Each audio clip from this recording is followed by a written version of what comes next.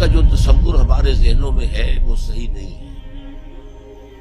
قدر کہتے ہیں اندازے کو، ایویلویٹ کرنا، کسی چیز کی قدر و قیمت کا اندازہ کرنا.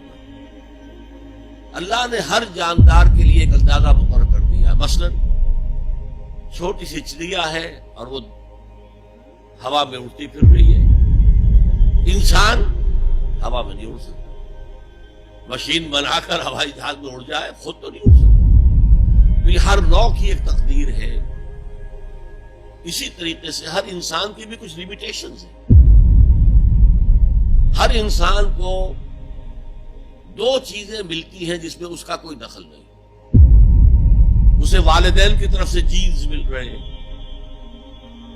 اس کے اثرات اس کی شخصیت پر ہوں گے. پھر جس ماحول میں اسے پیدا کیا گیا ہے اس ماحول کے اثرات ہوں گے.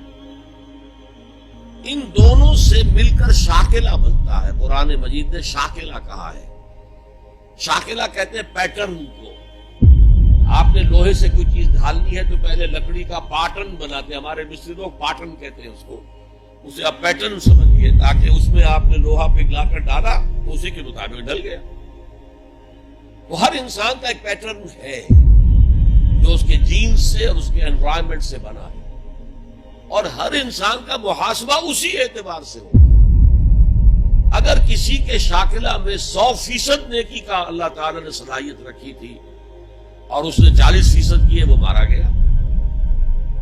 جس کے اندر رکھی ہی 50% تھی، اس نے 40% کر لیا، کامیاب ہو جائے گا.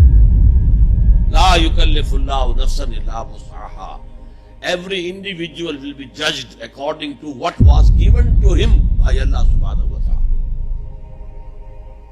لیکن تقدیر کا مطلب یہ نہیں ہے that we are bound to do something. No. There is no predestination. It's only pre-knowledge. اللہ نے مجھے اختیار دیا، چاہے یہ کرو چاہے وہ کرو، اما شاکرا و اما کفورا. فمن شاء فلیؤمن ومن شاء فلیکفر. جو چاہے ایمان لائے، جو چاہے کفر کا اختیار کر لے. لیکن اللہ کو معلوم ہے کہ تم کیا کرو گے. یہ پری نالج ہے اللہ کا، پری ڈیسٹینیشن نہیں. اللہ نے مجبور نہیں کیا. ہاں وہ لمیٹیشن جو آپ کی شخصیت کے اندر ہے وہ اپنی جگہ ہے، لیکن نیکی اور بدی، خیر اور شر، حق و باطل کا چوائس آپ کو دیا ہے. اما شاکرا و اما کفورا. فمن شاء فلیؤمن ومن شاء فلیکفر. This free will is with you and you will be adjudged on the basis of this free will. البتہ کتنی نیکی تم کر سکتے تھے اتنی کر لی، کامیاب، چاہے وہ مقدار میں کم ہو. اب جب غزوہ تبوک کے موقع پر حضور نے مسلمانوں سے کہا یہ جیش الاسرہ ہے، ساز و سامان چاہیے، اب لاؤ پیسے پیش کرو. حضرت ابوبکر نے اپنا سارا اثاثہ لا کر رکھ دیا. پوچھا اپنے بال بچوں کے لیے کچھ چھوڑ کر آیا؟ کچھ نہیں چھوڑا. صدیق کے لیے ہے خدا کا رسول، بس اللہ کا نام چھوڑ کر آیا. اب حضرت عثمان نے بہت دولت دی اس وقت. ایک غریب انصاری، اس نے ساری رات ایک یہودی کے باغ میں وہ کنویں سے پانی کھینچ کر باغ کو سیراب کیا. صبح کو اسے کچھ کھجوریں مل گئی اجرت کے طور پر. اس نے آدھی لا کر اپنے بال بچوں کو دے دی، گھر کا نفقہ، نان نفقہ شام تک کے لیے آدھی حضور کے سامنے لا کر رکھ دی. جو منافقین موجود تھے انہوں نے تمسخر اڑایا. ہاں جی ہاں، بغیر ان کھجوروں کے تو یہ لشکر جا ہی نہیں سکتا. یہ تو بہت. حضور نے کیا کہا؟ ان کھجوروں کو اس پورے ڈھیر کے اوپر پھیلا دو، اللہ کی نگاہ میں یہ اس پورے ڈھیر سے زیادہ بھاری ہے. آپ جو کچھ کر سکتے ہیں کیجئے.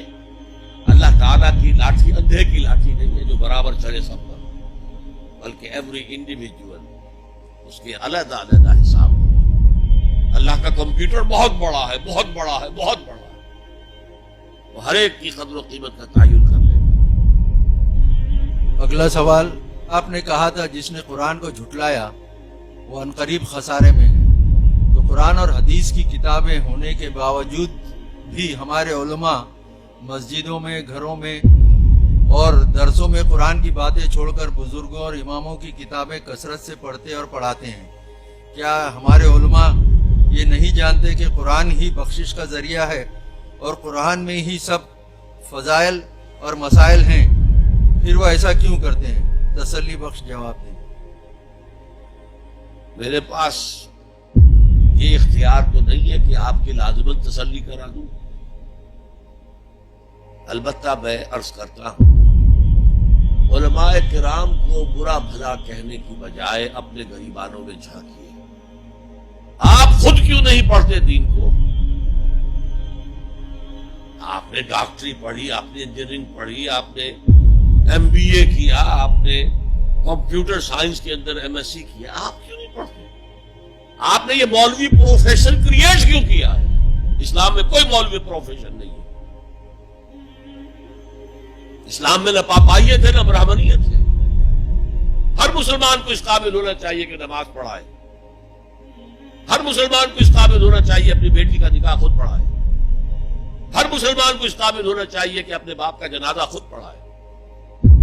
جو دعا اس کے دل کی گہرائی سے نکلے گی وہ کسی عالم دین کے دل سے نکل سکتی ہے۔ تو اصل میں ہم نے اختیار کیا دنیاوی تعلیم، جس میں پیسہ ہے، جس میں عزت ہے، جس میں گلیمر ہے، جس میں اونچے کیریئر ہیں، اور ہم نے باقی کام چھوڑ دیا ہے علماء کے، تو پھر ان پر تنقید کرتے ہیں۔